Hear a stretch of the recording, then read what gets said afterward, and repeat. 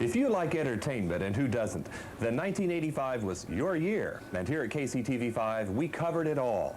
And in this first report, let's revisit some of the great entertainment stories right here in our town.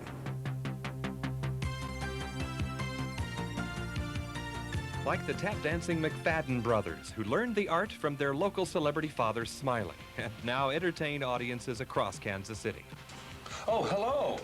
Then our spotlight was on mystery. A mysterious message took us to the Hyatt, where we went back in time to 1928 for a mystery weekend. Where were you May 31st, Friday, 1928? I don't understand this. What's going on?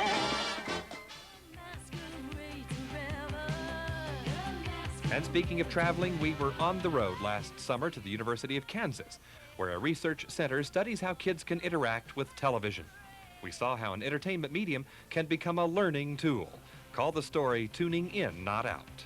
Yes. Will you do that? Yes. All right, terrific. Why don't you go join those people waiting over Other kids put on a show of guys and dolls for theater in the park, and we went behind the scenes to find out just how much work and sweat it takes to make entertainment happen. It's not just glamour, is it? Forget it, there's a lot more to acting than that.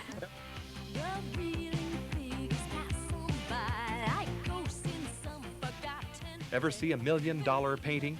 The Nelson Gallery acquired one this year, and the riches are really in the viewing for all of us.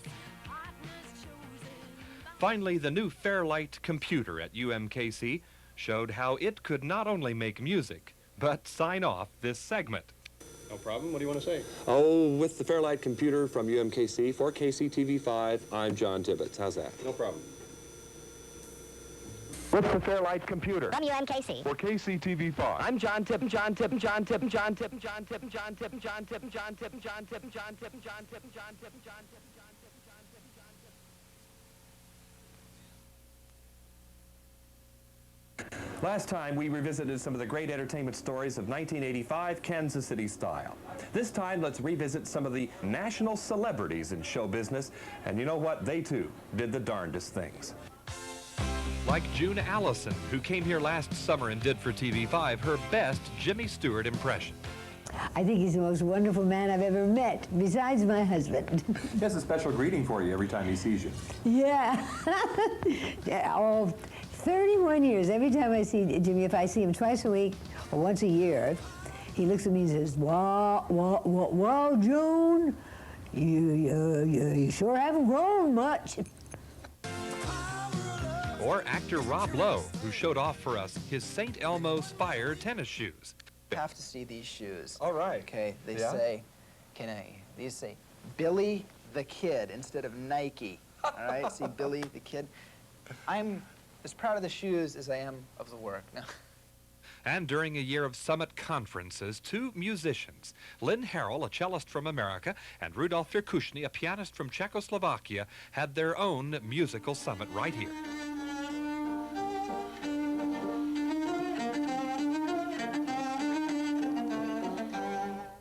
Bob Hope blew in time to tell us his latest Jerry Ford golf joke. He steals all my jokes, and when he starts a speech, he says, do you know what Hope said about me, that I have a black belt in golf, you know. How many years out on the course for you now?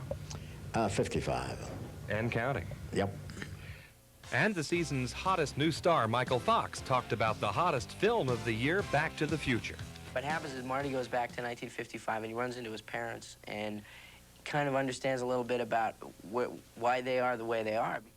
And Steven Spielberg talked about the child's patty cake game that's an important part of his movie, The Color Purple.